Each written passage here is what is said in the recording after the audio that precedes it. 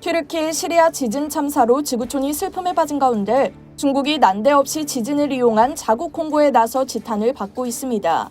게다가 엄연한 팩트까지 왜곡해 더 문제가 되고 있는데 이는 우리나라와 직접 관련된 사안입니다. 지난 13일 주프랑스 중국 대사관은 공식 트위터에 중국이 튀르키예에 건설한 다리는 지진을 견뎌냈다는 글과 함께 튀르키예의 차나칼레 대교 영상을 게재했습니다. 이와 함께 차이나테크라는 해시태그까지 걸었습니다. 주북 아일랜드 중국 대사관의 메이팡장 총영사도 같은 글과 영상을 자신의 트위터에 게재했습니다. 두 영상은 논란이 거세지자 14일 오후 삭제됐습니다.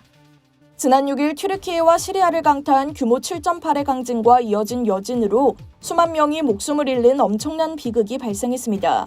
전 세계가 애도 분위기에 휩싸인 상황에서 중국은 튀르키예에 설치된 다리가 중국 기술로 제작돼 무너지지 않았다며 자기 자랑을 한 겁니다. 그것도 일반인이 아닌 외교관이 한 일입니다.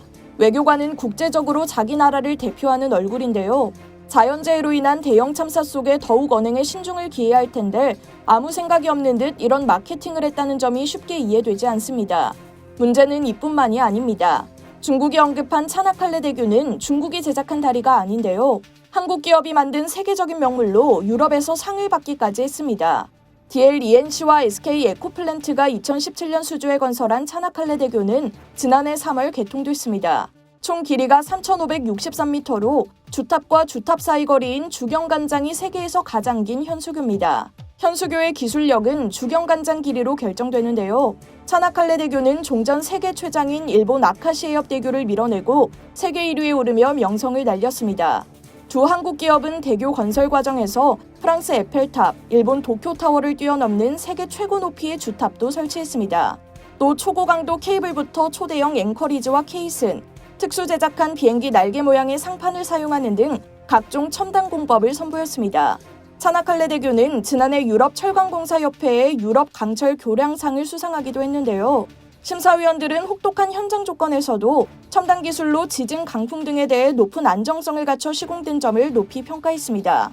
이처럼 한국의 기술력이 담긴 다리를 중국이 대뜸 중국산으로 둔갑시킨 겁니다. 이게 다가 아닙니다. 차나칼레 대교의 위치 또한 이번 지진과는 관련이 없습니다. 지진이 발생한 튀르키예 동남부로부터 무려 1000km나 떨어져 있는데요. 서울에서 부산까지 직선거리 325km의 약 3배가 되는 먼 거리로 지진의 영향을 받지 않았습니다. 이를 알고 있는 네티즌들은 주프랑스 중국 대사관 트위터에 지리 공부부터 하라며 차나칼레 대교가 위치한 곳과 이번 진앙지가 표시된 지도 사진을 게재하기도 했습니다. 이상 여의도튜브였습니다.